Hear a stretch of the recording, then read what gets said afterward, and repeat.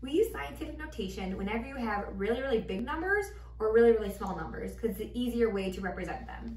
So this is the general format of a number in scientific notation. The first thing is that any number between 1 and 10, and then you always have times 10 to the power of, and this number right here has to be an integer, which just means it's not a decimal, it's not a fraction, it's just a whole number that can be either positive or negative.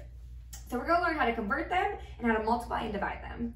So if you have a number in scientific notation and you wanna change it to standard notation, if you have a positive exponent, you always move your decimal to the right.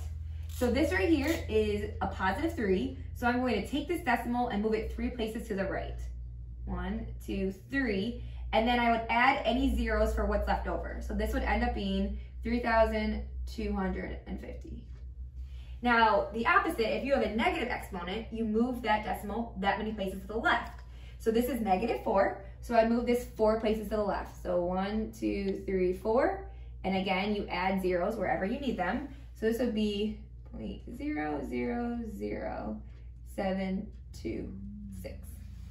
Now, to convert them the other way, and again, we want to put them in this format, the first thing you have to do is you want to put a decimal between where 1 and 10 would be. So if I look at this number, my decimal would need to go right here. So this would be 6.402 times 10. And then you want to use the rules that we had up here to see how many places you have to move it. So from here to the end, this would be moved 1, 2, 3, 4, 5, 6 places to the right. So same thing with this. We put the decimal between where it would make it 1 and 10, which would be right here. So that'd be 5.8 times 10 to the negative. To get to where we started, this would be 1, 2, 3. So that would be -3. Now, when you do this, remember, if you have a positive exponent, it's going to be a big number. If you have a negative exponent, it's going to be a decimal. So just kind of keep that in mind. Now, when we multiply numbers in scientific notation, you first just multiply the numbers. So I'm going to multiply 2.6 and 1.8 to get 4.68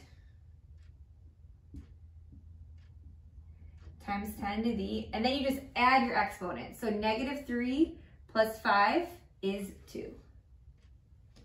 Now when we divide in scientific notation, we divide the numbers. So we're going to divide 6.24 divided by 4.8, which gets us 1.3 times 10. And then you subtract the exponents. So 8 minus 4 would get us 4.